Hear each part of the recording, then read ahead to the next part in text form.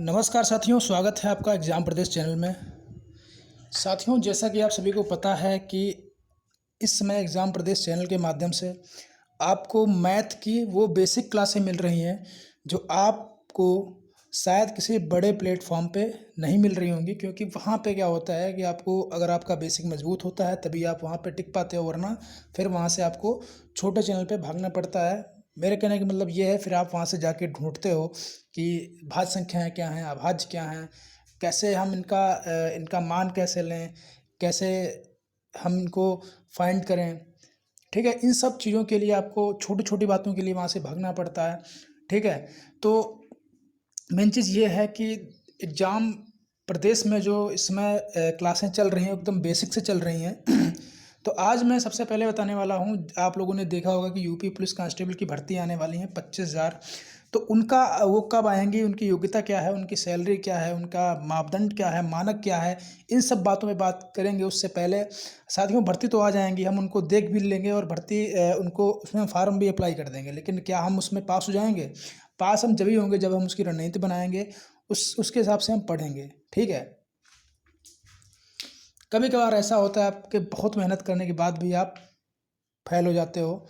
कारण ये होता है कि कुछ चीज़ें ऐसी होती हैं, कुछ आपकी मजबूत होती हैं, कुछ आपकी ऐसी होती हैं जो आपकी बिल्कुल कमज़ोर होती हैं। ठीक है? तो उसमें सबसे ज़्यादा इम्पोर्टेंट होती है मैथ, और रीज़निंग में कुछ मैथ के पार्ट आते हैं, वो भी आपके कमज़ोर हो जाते हैं। जब आपकी मैथ कमज़ोर होती है तो आपकी रीज़निंग भी कमज़ोर हो जाती है। तो बात करते हैं साथियों की भर्ती, यूपी पुलिस कांस्टेबल भर्ती 2021, यूपी पुलिस भर्ती Uttar Pradesh police constable रिक्तियाँ 2021, UP police भर्ती 2021, यानी कि 25,000 पद आपके आएंगे। और आपका ऑनलाइन कब होगा, इसकी भी मैं डेट क्या है संभवत वो भी बताऊंगा। ठीक है, कौन कौन से लोग इसमें फॉर्म भर पाएंगे, कहाँ कहाँ से भर पाएंगे, किस स्टेज से भर पाएंगे और कैसे भर पाएंगे, परीक्षा की तिथि क्या रहने वाली है, ये सब संभावित तिथियाँ हैं। उससे पहले अगर आप लोगों का अगर थोड़ा सा मैं आपको रणनीति बता दूं कि आप तैयारी कैसे करें, तो उसके हिसाब से आप लोग जो है मात्र 5 मिनट का समय मुझे दीजिए। उसके बाद में मैं इसकी सारी इन्फॉर्मेशन आपको बता दूंगा। तो आप यहाँ पे देख सकते हो कि जो है भर्तियाँ 25,000 ही आएंगी, इससे ऊपर भर्ती नहीं आएगी। ठीक है, कोई बोल रहा है 50,000 आएंगी, कोई बोल रहा है 51,000 आएंगी, ऐसा कुछ नहीं है, सिर्फ 25,000 ही भर्ती आएंगी। जैसा SSC GD में बता रहे थे कि 62,000 भर्ती आएंगी, 84,000 भर्ती आएंगी, और भर्ती कितनी आई 25,000। क्योंकि मात्र मुश्किल से पुलिस प्रशासन में सिर्फ जो है कांस्टेबल के 30,000 पद रिक्त रह गए हैं, जिसमें कुछ पद उनके हैं जो मृतक आश्रित हैं, उन लोगों के हैं। बाकी 50,000 पद जो हैं वो आम जो वैकेंसी आती हैं उनके पद हैं, आम लोगों के। तो यहाँ पे अगर हम बात कर लें पदों की, तो उससे पहले हम आप लोगों को बता रहे हैं कि आपको रणनीति कैसे करनी है, कैसे क्या करना है। तो सबसे पहले आप देखिए, मेन चीज़ ये होती है, जब आपका मैथ बहुत ज़्यादा स्ट्रांग होता है, ठीक है, तब आपका क्या होता है कि आपकी रीजनिंग ऑटोमेटिक स्ट्रांग हो जाती है। क्योंकि रीजनिंग में कुछ पार्ट ऐसे हैं, जैसे एज वाले सवाल हो गए, ठीक है, और गणितीय रीजनिंग होती है, ठीक है, और सीरीज वाले क्वेश्चन होते हैं जिसमें एक्स का मान रख के संख्याओं के जो छूटा हुआ रिक्त पद होते हैं उसमें उसको उसी के हिसाब से उसको निकालते हैं, मैथ के फार्मूले से इसको निकालते हैं। ठीक है, तो कुछ ऐसे होते हैं जो मैथ के ही होते हैं।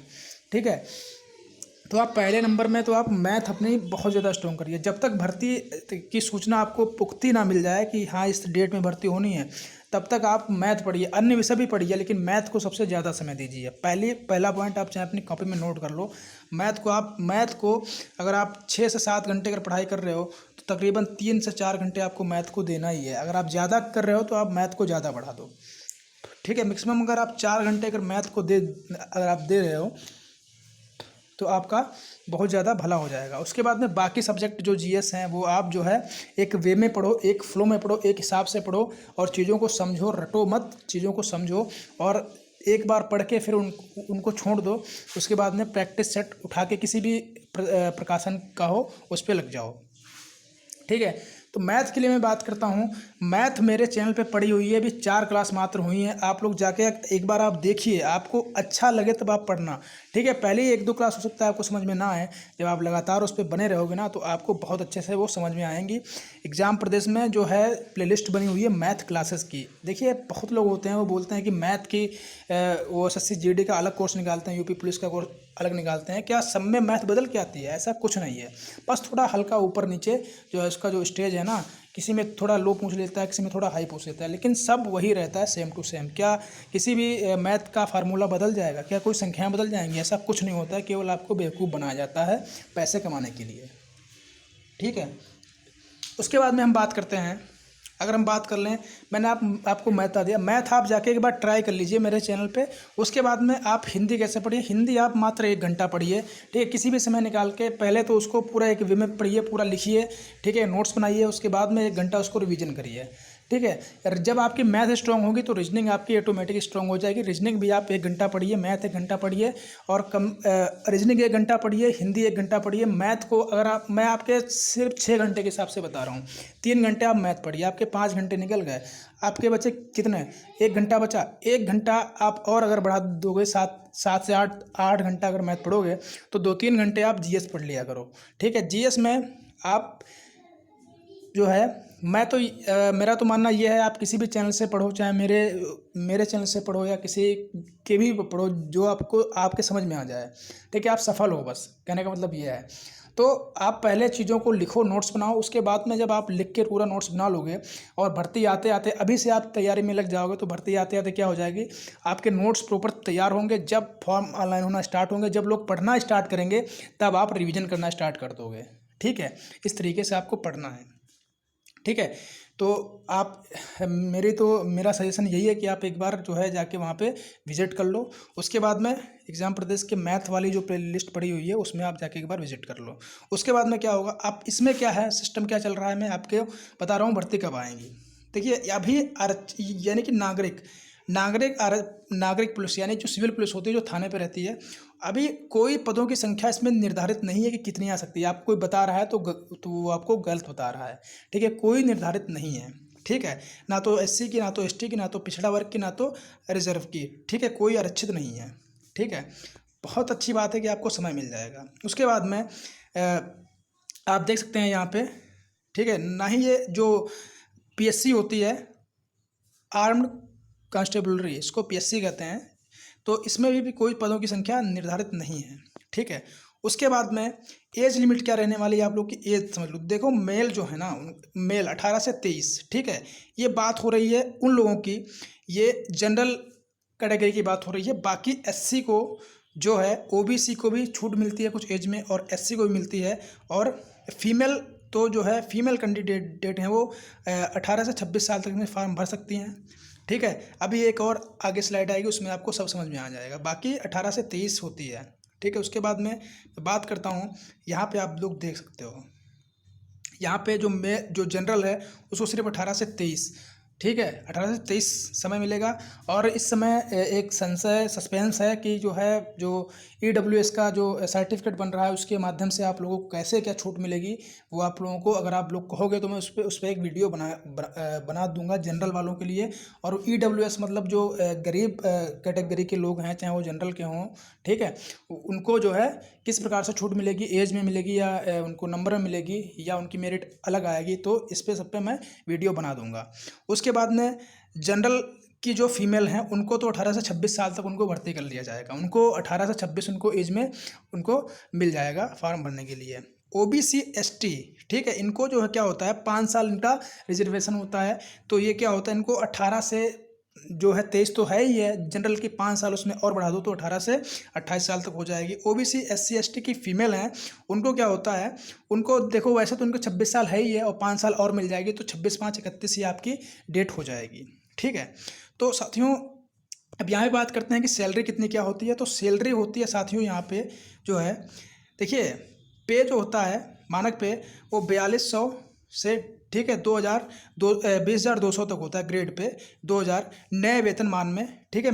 और आपको सैलरी 21,700 रुपये के रूप में आपको प्रदान होती है। इस मानक पे के हिसाब से आपको सैलरी मिलती है। अब आप बोलोगे कि सैलरी क्या 21,700 ही मिलती है? नहीं यार, इसमें आपके जो भत्ते वत्ते हैं वो सब जोड़ के आपको ज़्यादा मिलती है, ठीक है। आपके जो भत्ते होते हैं वो सब आप इसी में ऐड होते हैं, ये तो खाली सैलरी का मानक दिया हुआ है, ठीक है। उसके बाद में बात करते हैं साथियों हम अगर कोई भी डाउट है किसी प्रकार का तो साथियों देखिए वीडियो को लाइक जरूर करना, लाइक करना और लोगों तक शेयर करना, ताकि जो बच्चा सो रहा है इस समय वो जाग जाए। ठीक है, अपने दोस्तों को शेयर करिए, रिलेशन में कोई रिलेटिव है उनको शेयर करिए और वीडियो को लाइक करिए ज़्यादा से ज़्यादा मात्रा में। इस वीडियो का जो लाइक होने का जो मैंने टारगेट रखा है साथियों, वो मैंने समथिंग 1000 रखा है। क्योंकि देखिए लाइक करने से क्या होता है, मुझे ये पता लग जाएगा कि लोग इस वीडियो कितना लाइक कर रहे हैं, इस वीडियो कितना सीरियसली से देख रहे हैं। ठीक है, बाकी साथियों आप लोगों की गलतफहमी है कि इससे लाइक करने से कोई इनकम होती है या कुछ भी होता है, ऐसा कुछ नहीं है। किसी भी यूट्यूबर के साथ ऐसा नहीं होता है। मैं पर्सनली अपना नहीं बता रहा हूँ कि मेरे साथ भी ऐसा नहीं होता, लेकिन किसी भी यूट्यूबर के साथ ऐसा नहीं होता है। ठीक है, उसको लाइक करने से कोई इनकम नहीं होती है। ठीक है, ना ही मुझे भी इनकम का कोई इससे मतलब है। मैं सिर्फ बच्चों की जो स्टूडेंट, जो मैं भी एक कभी इस मामले में था भर्ती के चक्कर में। अब तो मैं मेरी एज ओवर हो रही है तो मैं थोड़ा बड़ी भर्ती के चक्कर में पड़ा हूँ, लेकिन छोटी भर्ती में जो है जो लोग फार्म भरेंगे ये ग्रुप सी की भर्ती में, ठीक है, उनके लिए मैं उनकी हेल्प करना चाहता हूँ जितना मुझसे हो सकेगा। ठीक है, तो शैक्षिक योग्यता क्या है, सभी को पता है कि इंटरमीडिएट पास में मांगते हैं। आप इंटरमीडिएट पास हो तो आप उसमें फॉर्म भरने के योग्य हो जाओगे। ठीक है, आवेदन शुल्क क्या होता है, 400 रुपये में किसी भी कैटेगरी का, चाहे SC ST जनरल OBC किसी भी कैटेगरी का हो, 400 रुपये आपको देना ही देना है। ठीक है साथियों, 1 मिनट बस। हाँ, तो आपको क्या है, 400 रुपये आपको देना ही देना है। उसके बाद में बात करता हूँ मैं किसकी, कि आपका जो है शुल्क का भुगतान कैसे होगा। तो ये आप जब फॉर्म भरने जाओगे तो साइबर कैफ़े वाला भी आपके अपने खाते से वो पैसे कटवा के आपसे वो उसके पैसे ले लेगा। हो सकता है 10-20 रुपये फालतू ले, उसका चार्ज कटता है, वो अलग की बात है। या तो आप अपने ATM से भी कटवा सकते हो। ठीक है, चालान ऑफलाइन रूप से किसी प्रकार से कोई चालान ई चालान ही जमा होता है, यानी कि इलेक्ट्रॉनिक जो ई चालान मतलब होता है, ऑनलाइन चालान ही आपका यहाँ पे जमा होगा। ठीक है, अब आप ये मत सोचना कि चालान निकलवा लेना, जैसे पहले भर्ती होती थी, चालान निकलवा के जाते थे बैंक में जमा करने के लिए, वैसा कुछ नहीं है, ये आपका ऑनलाइन ही जमा होगा। ठीक है, उसके बाद में क्या होता है साथियों, यहाँ पे बात कर लें कि हम कब तक आएंगे। देखो ये एक्सपेक्टेड है, सारे लोग अनुमान लगा रहे हैं। ठीक है, और मैं बात करता हूँ कि शेड्यूल, जो ये इवेंट का शेड्यूल है और डेट क्या है। देखिए ओपन ऑनलाइन रजिस्ट्रेशन जो आपका हो सकता है मे भी शायद, ठीक है, एक्सपेक्टेड है। ठीक है, तो वो अराउंड जनवरी फरवरी 2022 में। ठीक है, क्यों हो सकता है, देखिए पहली बात तो ये है, ये अभी आप लोग देख सकते हैं यूपी में जो है, अभी लखीमपुर खीरी में कुछ मतलब आंदोलन की वजह से कुछ प्रशासनिक व्यवस्था जो है बहुत टाइट है। कहीं कहीं पे ऐसा हो रहा है कि धारा 144 भी लागू है। ठीक है, उसके बाद में क्या हो रहा है, तो हो क्या रहा है कि यहाँ पे कुछ उत्तर प्रदेश में कुछ एक थोड़ी थोड़ी हलचल सी जो है आंदोलन की वजह से थोड़ा मचा हुआ है। ठीक है, तो उसका भी कुछ जो है इस पर प्रभाव पड़ेगा, क्योंकि भर्ती कराने का मतलब ये है कि बच्चे भीड़ में जाएंगे। जब फॉर्म ऑनलाइन होगा, एग्ज़ाम होगा, तो बच्चे भी भीड़ में जाएंगे, वहाँ पे लोगों की गैदरिंग होगी। ठीक है, तो इसका कोई अगर गलत फ़ायदा उठाना चाहें तो वो भी उठा सकता है। ठीक है, तो मेन चीज़ ये है, मेरा ये इन सब बातों से कोई मतलब नहीं है कि ये राजनीतिक पार्टियां जो भी कुछ भी है उससे मतलब नहीं है। मैं खाली आपको बता रहा हूँ, और सिर्फ एक आशंका है कि शायद जो है हो सकता है कि इस वजह से भी कुछ हो रहा हो। ठीक है, दूसरी बात, जो भर्ती पिछली हैं वो भी क्लियर होने के बाद में जो है आपकी भर्ती के फॉर्म आएंगे, तो उम्मीद है कि जनवरी तक सब कुछ क्लियर हो जाएगा, तो आपकी भर्ती जनवरी में आ जाएंगी। ठीक है, लास्ट डेट ऑनलाइन की क्या रहेगी, देखो कोई भी फॉर्म आता है तो उसकी 1 महीने डेट रहती है। तो कुछ फॉर्म ऐसे होते हैं कि जिनकी 1 महीने डेट नहीं होती है, तो ये आपका 1 महीना रहेगा। उसके बाद में फीस सबमिशन की डेट होती है जो लास्ट डेट से 2-3 दिन अधिक रहती है, या तो कुछ कंडीशन में ऐसा होता है कि उसी दिन तक ही रहती है। उसके बाद में तो last date of office offline fees submission through challan. ठीक है, देखिए यहाँ पे चालान थ्रो क्या इसमें हो रहा है कि जो ऑफलाइन चालान जमा करने की बात कर रहा है। ठीक है, ऑफलाइन अगर चालान आपका अगर जमा होगा या तो देखिए अधिकतम यही होता है कि ऑनलाइन ही जमा होता है। अगर ऑफलाइन भी अगर आपका हो रहा है तो आपको थोड़ा समय दिया जाएगा।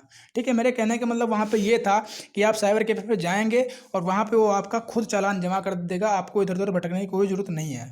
ठीक है, ये चीज़ है। या अब आप ये मत बोलना कि वहाँ तो आप बोल रहे हैं ऑनलाइन होगा, यहाँ बोल रहे हैं ऑफलाइन होगा। ऑफलाइन में आप अगर देखो फॉर्म में हर साल फॉर्म में कुछ रूल्स बदल के आते हैं, तो हो सकता है ऑफलाइन का अगर कुछ आ जाए रूल या हमेशा होता हो, तो क्या होगा कि आपको समय अधिक मिल जाएगा। वैसे आपको ऑनलाइन में ज़्यादा बेटर रहेगा, आप वहाँ से अपना करवा सकते हो। ठीक है, तो यहाँ तक कि मैंने सारी बातें कर ली हैं साथियों। ठीक है, अब आपको छोटी सी एक मैं न्यूज़ दिखा रहा हूँ। ठीक है, बस 1 मिनट बने बने रहिए मेरे चैनल पे।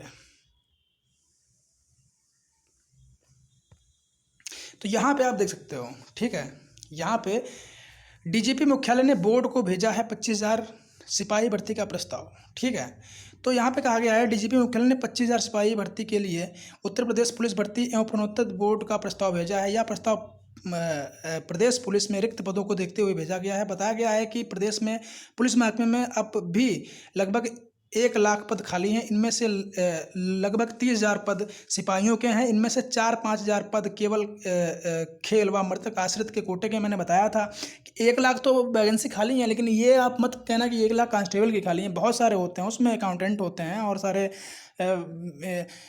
एएसआई होते हैं। इस तरीके से एसआई होते हैं। इस तरीके से जो है 1 लाख पद हैं, लेकिन कांस्टेबल के मात्र 30,000 हैं, जिनमें से 25,000 तो आपके ये जो भर्ती आ रही है इसके हैं। बाकी 5,000 जो है उनके जो खेल स्पोर्ट वाले कोटा होते हैं, जो मृतक आश्रित होते हैं, उनके होमगार्ड के बच्चे हो गए, कांस्टेबल के बच्चे हो गए, जो पुलिस में उनके वो एक्सपायर हो गए ड्यूटी में ही, तो उनके बच्चों के लिए ये होता है। ठीक है, एक प्रस्ताव भेजा गया है। वहीं मौजूदा समय में 18,000 सिपाहियों का प्रशिक्षण चल रहा है। ठीक है, और प्रशिक्षण अगले साल पूरा होगा। भर्ती बोर्ड के एक अधिकारी ने बताया कि अन्य देखिए प्रशिक्षण भी चल रहा है। कोई अगर ये बोले कि ये न्यूज़ पुरानी है या कुछ भी है, तो वो देखिए मेरा एक फ्रेंड है। ठीक है, वो उसका जो है हुआ था पिछली भर्ती में, तो उसका अभी भी रिसेंटली मेडिकल हुआ है पिछले महीने में। अब वो ट्रेनिंग पे जाने वाला है। ठीक है, तो अभी ट्रेनिंग मतलब प्रोसेस का मतलब ये होता है जब तक ट्रेनिंग कंप्लीट ना हो जाए तब तक प्रोसेस चलता रहता है। ठीक है, तो मैं खुद एग्जांपल हूँ बताने के लिए, मेरा फ्रेंड खुद है उसमें। ठीक है, तो अभी वो ट्रेनिंग पे जाने वाला है, उसका सब कुछ फाइनल हो चुका है। ठीक है, तो क्या हो रहा है कि वो पूरा हो जाएगा। ठीक है, लिखा हुआ प्रशिक्षण अगले साल पूरा हो जाएगा। अगले साल का मतलब ये है, ये चल रहा है क्या 21 तो 22 तक, यानी कि पूरा हो जाएगा 21 के लास्ट तक। उसके बाद में अगले साल का मतलब ये है, देखो अभी पूरा होगा, तकरीबन 6 माह चलती है ट्रेनिंग। ठीक है, उसके बाद में कुछ उनके और होते हैं क्रियाकलाप, तो वो भी आपको करने पड़ेंगे। तो होता क्या है कि अगले साल हो या वो होती रहे, ऐसा भी हो सकता है होती रहे। ठीक है, उसके बाद में आपके फॉर्म आ जाएं। ठीक है, तो ये है भर्ती बोर्ड के एक अधिकारी ने बताया है कि अन्य भर्ती की प्रक्रिया अभी चल रही है। ऐसे में 25,000 भर्ती की जानकारी जनवरी से पहले निकालना मुश्किल लग रहा है। ठीक है, अब आपकी भर्ती की जानकारी देखिए जनवरी में आ जाएगी, क्लियर है। ठीक है, और क्लियर इसलिए है क्योंकि जनवरी में अगर नहीं आई तो फिर ये भर्ती आ भी नहीं पाएगी 2-3 साल। पूछो क्यों? क्योंकि इलेक्शन होने वाले हैं यूपी में विधानसभा के, और जब भी सरकार बदलती है तो उसको सेटलमेंट करने में, अपने जो है जो मंत्रिमंडल होता है उन सबको करने में समय लग जाता है। तो तकरीबन 6 महीना या 1 साल शपथ वपथ लेने में, इन सब में तो वो अपना करते हैं। उसके बाद में वो जब प्रशासनिक व्यवस्था संभालते हैं, देखते हैं कहाँ पे कितने पद हैं, तो भाई समय लगता है। तो अगर जनवरी में ये भर्ती ना आई, तो अगर कोई हमसे कहे कि आपको कितना ज्ञान है, आप मतलब बोल रहे हो क्लियर आएगी, भाई मेरा मानना यही है, अगर नहीं आई ना तो फिर 1-2 साल आप भूल जाओ भर्ती को। ठीक है, जनवरी में आपकी भर्ती आने की पूरी संभावना है। ठीक है, तो आप साथियों देखिए मेरा वीडियो जो मैथ के पढ़े हुए हैं, आप जाके आपको मैथ एकदम जीरो आती हो ना, वहाँ पे आप विजिट करिए, देखिए। ठीक है, और आप लोग मुझसे जुड़े रहिए। मैं आपको अच्छी अच्छी जानकारी और बेसिक से मैथ आपको पढ़ाऊँगा, आपको मैथ रीजनिंग में एकदम परफेक्ट बना दूंगा। ठीक है, मेरा भी मैथ का कभी बहुत वीक हुआ करता था, आज मैं जो है उस लेवल का आपको बता सकता हूँ जिसमें आपको फ़ायदा हो। ठीक है, तो साथियों मिलेंगे नेक्स्ट वीडियो में। वीडियो अच्छी लगी हो तो लाइक करिए, शेयर करिए, लोगों को सब्सक्राइब करिए चैनल को, ताकि आपको आने वाली हर जानकारी मेरे माध्यम से आपको दी जा सके।